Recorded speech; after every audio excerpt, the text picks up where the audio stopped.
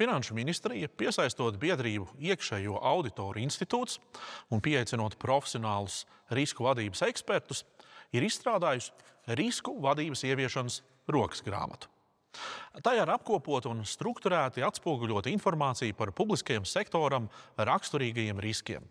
Savukārt, rokas grāmatas pielikumos digitālā veidā ir iekļautas metodiskas veidlapas, lai tas būtu ērti un ātri ieviešams praktiskajā darbībā.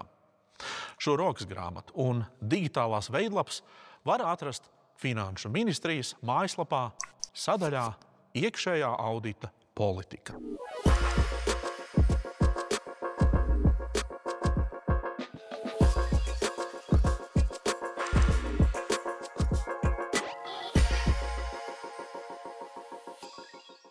Šajā sadaļā detalizētāk skatīsim risku vadības procesu un tā galvenos posmus, kādas darbības tiek veiktas un kāda informācija un dokumenti tiek sagatavoti un tiks sniegti ieteikumi, kā katru risku vadības procesa posmu labāk veikt.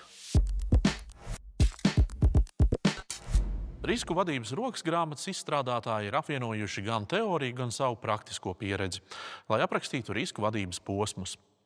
5. sadaļā šie posmi ir izvērsti, aprakstītas metodes un praktiskie piemēri to īstenošanai, pieejams formas un veidlapas, ko var izmantot šo posmu realizēšanā jūsu iestādē. Risku vadību var sadalīt secīgos posmos. Galvenie posmi ir šādi: risku identificēšana, risku novērtēšana, risku mazināšana, risku uzraudzība. Jāsaka, ka dažādiem modeļiem, standartiem un vadlīnijām risku vadības procesa posmi ir vienādi vai ļoti līdzīgi pēc būtības. Līdz ar to šos posmus var uzskatīt par risku vadības pamatu. Īsumā, risku identificēšana ir risku apzināšana. Tās rezultāts ir izveidots saraksts ar riskiem, kādi ir un ar kuriem tiks strādāts. Risku novērtēšana ir risku analīze. Tā ir vērtību piešķiršana varbūtībai un ietekmei, lai riskiem būtu iespējams noteikt to prioritāti. Jo visdrīzāk visi identificētie riski nebūs vienādi un būtu vērts skaidri redzēt, kuri ir sarkanākie. Tas ir tādi riski, kas varētu drīzāk iestāties un, ja iestātos, radītu kritiskas sekas. Risku pārvaldība ir darbs ar riskiem, lai tos mazinātu. Te ir runa par esošajām kontrolēm, kā arī jauniem risku mazināšanas pasākumiem. Risku uzraudzība ir visu risku vadības procesa rezultātu periodiska pārskatīšana. Tas notiek uzraugot to, kā mainās risku vērtējums, kā sokas ar risku mazināšanu. Notiek informācijas apmaiņa un ziņošana par riskiem, kā arī laiku pa laikam tiek pārskatīta risku vadība kā tāda. Iespējams, atbildes uz šiem jautājumiem liks mainīt un uzlabot risku vadības metodes.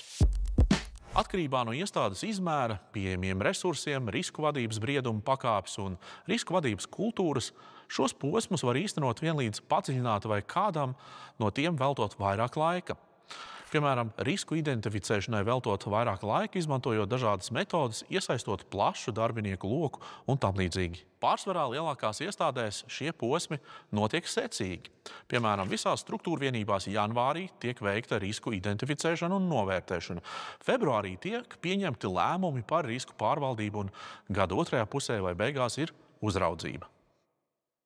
Vienlaikus citā struktūra vienībā, ņemot vērā tās darba sezonalitāti vai risku vadītāja darba kalendāru, riska identificēšana tiek uzsākta 2. ceturksnī, piemēram, aprīlī. Tad vasarā tiek pieņemta lēmumi par risku pārvaldību un nākamā gada sākumā tiek veikta risku statusu uzraudzība. Ja iestādes izmērs un resursi ļauj, var īstenot visus posmus vienlaicīgi visās risku grupās. Piemēram, visās struktūrvienībās vai risku tēmās, kuras iestāde nolēmusi iekļaut risku vadības tvērumā, vienlaicīgi gada sākumā uzsākt risku novērtēšanu un gada beigās rezumēt, kā veicies ar risku mazināšanu. Risku identificēšanu var raksturot kā analīze, kas atbild uz jautājumu, kas slikts var notikt. Risku identificēšanas mērķis ir strukturēti un objektīvi apzināt un apkopot iestādes riskus, identificējot iekšējās un ārējās vides faktorus, apzinoties vidi, kādā iestāde darbojas. Tātad risku īpašniekiem, risku vadītāju uzraudzībā būtu jāspēj objektīvi un atklāti norādīt uz iespējamām negatīvajām situācijām, to iznākumiem un arī sekām. Pirms uzsākt risku identificēšanu un tai sekojošos risku vadības posmus, nepieciešams apzināt iestādes iekšējās un ārējās vides faktorus. Tas palīdzēs saprast, kādā vidē iestāde darbojas un paredzēt riskus nākotnē. Rokasgrāmatā ir iekļautas norādes par to, kā vērtēt iekšējās un ārējās vides faktorus. Šo darbību nav obligāti nepieciešams dokumentēt vai formalizēt, taču, ja iestāde to uzskata par liederīgu, iekšējās un ārējās vides analīzi var iekļaut risku ziņojumā, iestādes stratēģijā, darbības plānos vai tam līdzīgos dokumentos. Riski jānosaka pēc iespējas precīzāki un konkrētāki. Tas nozīmē, ka riskam jāietver vēl neiestājies negatīvas scenārijas, kas norāda uz potenciālajām sekām jūsu iestādē. Nebūs iespējams vadīt tādus riskus, kas būs aprakstīti tikai virsrakstu līmenī, piemēram, darbinieku trūkums vai izmaiņas tehniskajās prasībās. Nederēs arī apraksti, kuros vienkārši norādīta esošā situācija, piemēram, neefektīvi procesi vai nepietiekama komunikācija. Lai definētu riskus precīzāk, labi var noderēt rokasgrāmatā uzskaitītie piemēri un risku grupas jeb risku tēmas ar paskaidrojumu, kādā veidā riski tajās ietilpst. Risku grupas var izmantot arī kā pārbaudes sarakstu, kam iziet cauri un apsvērt, vai šādi riski ir jūsu iestādē. Turklāt varbūt risku piemēru un tipisko risku saraksts var jūs uzvedināt uz domām par citiem aktuāliem riskiem jūsu iestādē. Riskus var grupēt un sistematizēt pēc dažādām pazīmēm. Šajā video un rokasgrāmatā piedāvātās grupas noteikti nav vienīgais un pareizais risku grupu dalījums. Ja nepieciešams, jūs varat pielāgot atbilstoši savām vajadzībām un viedoklim. Nosauksim dažus biežāk izmantotās risku grupas un to piemērus. Piemēram, atbilstoši iestādes mērķu dalījumam var noteikt šādas risku grupas. Stratēģiskie riski, finanšu riski, darbības riski, atbilstības riski. Daži piemēri risku tēmām iepriekš minētajās risku grupās. Stratēģiskie riski ir iestādes nespēja saulaicīgi reaģēt uz ārējās vides izmaiņām, piemēram, Eiropas līmeņa tiesību aktiem vai vadlīnijām. Tas rada riskus par neatbilstošu vai kavētu iestādes iekšējo procesu vai sistēmu pārveidi, lai ieviestu jaunās normas. Finanšu riski. Tā var būt neatbilstoša finansējuma plūsmas plānošana. Piemēram, nekorekti paredzot periodus, kad būs nepieciešama papildu izdevumu investīcijām un līdzfinansējumu kādam no Eiropas Savienības fondu projektiem. Tā var rasties kavētas finansējuma plūsmas risks. Atbilstības riski var būt personas datu aizsardzības pārkāpumi, piemēram, nekorekti izvietojot video novērošanas kameras kādā objektā, neveicot nepieciešamo juridisko analīzi, pamatojumu un sabiedrības informēšanu. Savukārt par darbības riskiem varam parunāt plašāk un nosaukt dažas izplatītas risku tēmas vai apakšgrupas, kas ietilps darbības riskos. Personāla vadības riski ir saistīti ar darbinieku mainību, nepietiekamu motivāciju vai prasmēm, atalgojumu un apmācību jautājumiem, atbilstības riskiem un tam līdzīgi. Projektu riski ir gan projektu plānošanas, resursu, nepietiekamības vai kvalitātes riski, gan katra projekta specifiskie riski. Procesu riski ir saistīti ar procesu neatbilstību faktiskajām darbībām.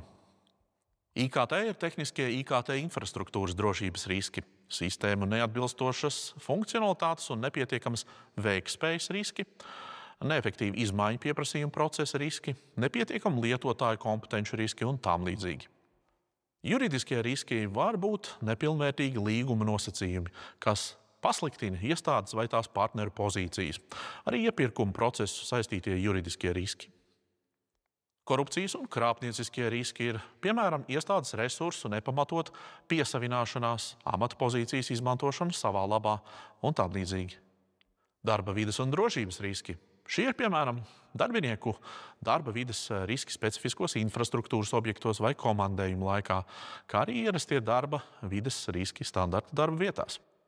Iestādes veikto funkciju, ietekmes uz vidi riski saistīti, piemēram, ar būvniecību vai specifiskas tehnikas izmantošanu. Reputācijas riski var būt nekorektas komunikācijas riski ar sabiedrību, nekvalitīvas klientu, apkalpošanas riski un tam līdzīgi.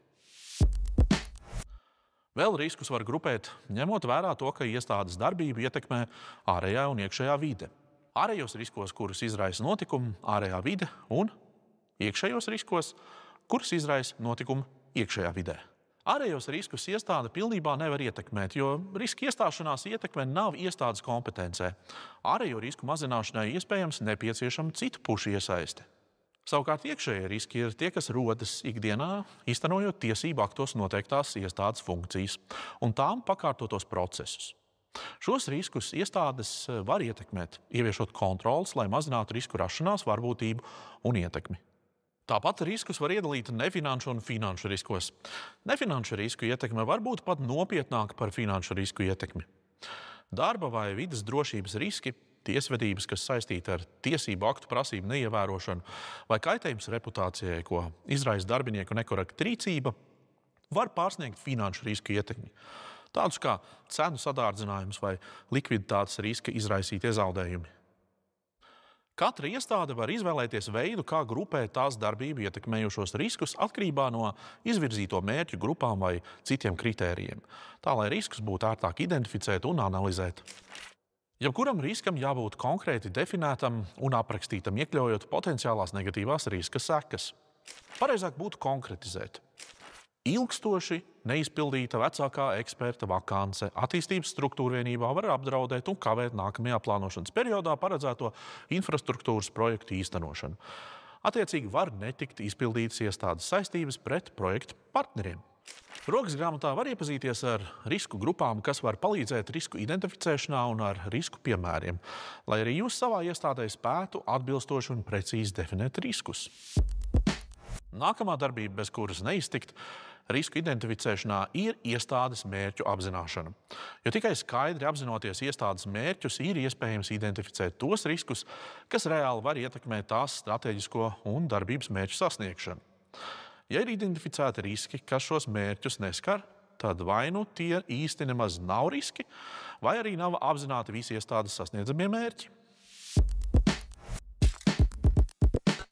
Pilna riska definīcija ietver ne tikai nevēlamo un negatīvo notikumu scenāriju, kas var apdraudēt kāda mērķa sasniegšanu, bet arī riska cēloņus un sekas. Vienam riskam var būt vairāki cēloņi un sekas. Viens risks var attiekties uz vairākiem iestādes mērķiem, kā arī vienu mērķi var apdraudēt vairāki riski. Riska cēloņu un seku noteikšana atvieglo risku identificēšanu, palīdz saprast riskus pēc būtības un precīzāk tos nodefinēt. Risks ir nezināms, negatīvs notikums nākotnē, kas var iestāties, un to nedrīkst sajaukt ar jau esošu problēmu vai negatīvu faktu, iestājošos apstākli. Tā kā risks ir vēl neīstenojies notikums, viena no riska pazīmēm vienmēr būs tā iestāšanās varbūtība. Piemēram, neiesakām izmantot šādu risku. Trūks darbinieku, nav iespējams piesaistīt personālu. Liederīgāk būs riska definīcijā iekļaut vairāk konkrētības, piemēram, vakance konkrētajā amatā nav aizpildīta vairāk nekā 6 mēnešus nekonkurētspējīgā atalgojuma dēļ. Tas var izraisīt atļauju izsniegšanas procesu ievērojumu kavēšanos. Tas ir vairāk kā par 3 mēnešiem un kvalitātes pasliktināšanos. Papildus šāda situācija var radīt ārējo klientu neapmierinātību. Kā pamanīt un atpazīt riskus? Kādus avotus var izmantot risku identificēšanā? Tie var būt dažādi iestādes plānošanas dokumenti, ārēji un iekšēji veikti auditi, aptaujas un daudz citi avoti, kas uzskatīti un aprakstīti rokas grāmatā. Eksistē arī dažādas risku identificēšanas metodes, piemēram, aptauja, svīda analīze, strukturēta prāta vētra, scenārija analīze, incidentu un pārkāpumu analīze un tā tālāk. Arī tās ir aprakstītas rokas grāmatā. Ja iestādē tradicionāli tiek izmantots viens vai dažādi risku identificēšanas avoti un metodes, tomēr ir liederīgi atsvaidzināt pieeju un paplašināt metožu klāstu. Tas var vest pie precīzāku un aktuālāku risku apzināšanas. Un kas zina, jauna metode kolēģim var šķist interesantāka un izmantojamāka. Iestādēm attīstot risku vadību var noderēt arī instruments risku indikators. Tas ir mērāms rādītājs, kas liecina, ka risks ir mainījies, pieaudzis, mazinājies vai pat iestājies. Iestādes darbībā var būt novērojami daudzi riska indikātori, taču būtiski ir izvēlēties svarīgākos, tādus, kas ir samērīgi ar iestādes darbības mērķiem un plāniem, kam ir arī noteikti mērāmi rādītāji. Riska indikators nosaka būtiskākajiem riskiem un izvēlas tos, kuri visspēcīgāk raksturo riska cēloni. Ir svarīgi, lai izvēlētie indikātori tiek skaidri izprasti, dokumentēti un mērīti, kas nozīmē, ka iestādē par tiem būs pieejami aktuāli dati. Rezumējot riska identificēšanu, var teikt, ka šajā posmā veicamas šādas darbības. Kas ir jāiesniedz? Jāzina un jāizprot iestādes aktuālie mērķi. Kas var novirzīt no mērķa? Kādi cēloņi ietekmē kādas sekas? Riska informācijas apkopošanā un strukturēšanā. Kas var neizdoties? Riska esences definēšana, nosaukums, apraksts, līdzsvarošana un mērogošana ar citiem riskiem. Kāpēc var neizdoties? Šī ir risku cēloņu analīze. Kas notiks, ja risks īstenosies? Tātad seku analīze. Lai noskaidrotu riska līmeni, kā arī savstarpēji salīdzinātu un prioritizētu riskus, iestādē jānosaka vienoti risku vērtēšanas kritēriji un skala. Visbiežāk risku novērtēšanai izmanto divus parametrus – risku iestāšanās varbūtība un ietekme. Šo parametru objektīvākai novērtēšanai iestādē jāizvēlas un jānosaka konkrēta novērtēšanas skala, lai iegūtu skaitlisku vērtību, piemēram, no 1 līdz 5. Vērtēšanas kritēriju skalu aprakstam jābūt skaidram, lai novērtējums būtu pēc iespējas viennozīmīgs ar ierobežotām iespējām to dažādi un subjektīvi interpretēt. Varbūtības novērtēšanai var izmantot skalu, kas saistīta ar riska notikumu iestāšanās iespējamību. To var mērīt dažādi, piemēram, sasaistot potenciālā notikuma iestāšanās varbūtību noteiktā laika posmā vai iespējamību procentos no visu plānoto notikumu apjoma. Potenciālie riska notikumi, kuriem ir lielāka vai biežāka iespējamība iestāties, var apgrūtināt iestādes darbu biežāk. Tādējādi šādu notikumu novērtēšana iestādēji būtu prioritāte. Lai novērtētu risku ietekmi, var tikt izmantoti dažādi kritēriji. Piemēram, ietekme uz iestādes strateģiskajiem mērķiem un darbību, ietekme uz reputāciju, ietekme uz finansēm, ietekme uz atbilstību tiesību aktiem, ietekme uz veselību un drošību, ietekme uz apkārtējo vidi, ietekme uz darbiniekiem un citām ieinteresētajām pusēm. Katra iestāde var izvēlēties, kā tā mērīs potenciālo risku ietekmi, izmantojot tai būtiskos kritērijus. Risku novērtēšanā var izmantot kvantitatīvas un kvalitatīvas metodes vai šo abu pieeju apvienojumu. Kvalitatīvā risku novērtēšanas metode ir piemērotāka valsts iestādēm, kā arī privātajam sektoram gadījumos, kad riski ir ļoti nekonkrēti un grūti prognozējami, kā arī nozarēs, kurās nav raksturīga un nepieciešama detalizēta katras darbības uzskaita. Kvantitatīvā pieeja risku varbūtības vērtēšanā paredz matemātisku vai skaitlisku varbūtības vērtības piešķiršanu attiecīgajiem riska scenārijiem vai vairākiem tā apakšscenārijiem. Iestādēji, kura pirmo reizi vērtēs riskus, analīze visticamāk būs intuitīva un vienkārša. Turpretīm iestādēji, kas katru gadu vērtē un analizē riskus, būs uzkrājusies pieredze un vēsturiskie dati, kas var tikt izmantoti pareizākā vērtēšanā. Iestādes augstākās vadības interesēs ir saņemt risku sārakstu ar novērtējumu un riska līmeni. Tam ir jābūt skaitliskai vērtībai, lai varētu pieņemt lēmumus par riskiem, kuru mazināšanai nepieciešama tūlītēja rīcība. Un jāvienojas arī par riskiem, kuri var tikt uzskatīti par pieļaujamiem. Šis risku vadības ieviešanas materiāls ir viens no vairāku video sērijas. Pārējie ir pieejami Finanšu ministrijas mājaslapas sadaļā Iekšējā audita politika.